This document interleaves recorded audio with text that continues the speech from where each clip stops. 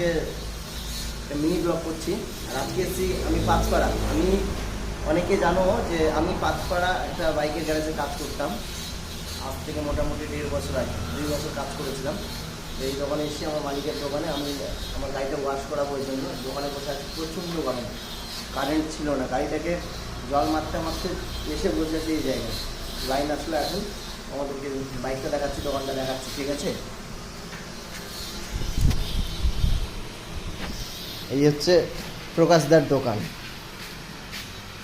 এই যে আমার বাইক দেখতে পাচ্ছ, ওখানে খুলে সব কিছু রেডি করে রেখেছি। এখানে যে ট্যাঙ্কি ম্যাঙ্কি প্যানেল কভার সব কিছু।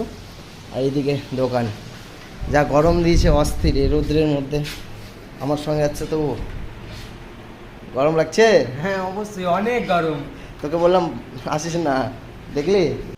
তারপরে এদিকে আমার গাড়ির সম্পূর্ণ কাজ কমপ্লিট, গাড়ি রেডি করে নিয়েছি, দেখতেই পাচ্ছ। তো দেখা হচ্ছে নেক্সট কোনো ভিডিওতে। ততক্ষণের জন্য টাটা অ্যান্ড বাই বাই। আর সবাই ভালো থেকো, সুস্থ থেকো।